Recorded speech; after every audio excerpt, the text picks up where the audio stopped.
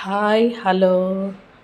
నిన్నటి రోజున మా అత్త మీ మామ పేరు మీద అన్నదానం చేద్దాము అనింది. అనేసరికి ఇంకా 4 kgs రైస్ అయితే ఉడికించి పక్కకు అన్నం వార్చి పెట్టుకున్నాము. ఇంకా అన్నంలోకి 4 kgs రైస్లోకి 1/2 kg చింతపండు నానబెట్టి గుజ్జు తీసి పక్కకు పెట్టేసుకుంది. ఇంకా ఆయిల్ అయితే లీటర్ ఆయిల్ వేసాము. ఒకటి ఫ్రీడమ్ ఆయిల్ ప్యాకెట్ ఒకటి, 1/2 kg చింతపండు, 1/4 kg నువ్వులు, ఇంకా 1/4 kgకి దగ్గరగా ఎండుమిరపకాయలు అయితే వేసాము. ఇంకా అన్నం అయితే చేసేసుకొని అది సరేసులు లేకుండా వంపుకున్నాము. గంజి వంపేసుకొని అన్నము ఈ 4 kgs రైస్ అయితే చేసుకున్నాము. ఇంటి దగ్గర పిల్లలు వచ్చేసరికి స్నాక్స్గా అన్నం అయితే కొంచెం తీసి పెట్టేసి ఈ కాటన్ శారీలో అయితే అన్నము బాగా కలిపేసుకున్నాము పులిహోర రైస్కి. ఇంకా పులిహోర రైసు ఇంకా రవ్వ కేసరి అయితే చేసాము. రవ్వ కేసరి కొంచెం లడ్డూలాగా చేసేసాము. అది కేసరినే అయితే. ఇంక ఇదైతే మా ఊరి దగ్గర చెరువు కట్ట. ఇక చెరువు కట్ట దాటుకొని మహానందికి అయితే వెళ్ళాము.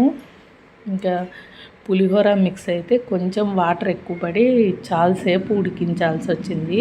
వాటర్ క్వాంటిటీ నానబెట్టినప్పుడు తక్కువ వేసుకుంటే త్వరగా అయితే మనకు పులిహోర మిక్స్ రెడీ అవుతుంది. మేమైతే ఈ పోపు దినుసులు తప్ప మసాలా దినుసులు ఏవి వాడలేదు. నువ్వులు, చింతపండు గుజ్జు, ఎండుమిరపకాయలు ఇవేనే లైట్గా మసాలా మాదిరిగా. ఇంకా మనకి ఇష్టమైతే అవన్నీ వేసుకోవచ్చు. ఇంకా చిప్స్, అరటిపళ్ళు ఇవన్నీ తీసుకొని అయితే మేము మహానందికి అయితే వెళ్ళాము. ఇంకా అక్కడే అందరికీ పంచేసుకొని అక్కడ ఇంకొక ఆశ్రమం ఉంటే అక్కడికైతే వెళ్ళాము. ఆశ్రమం దగ్గర చాలాసేపు అయితే స్పెండ్ చేసాము.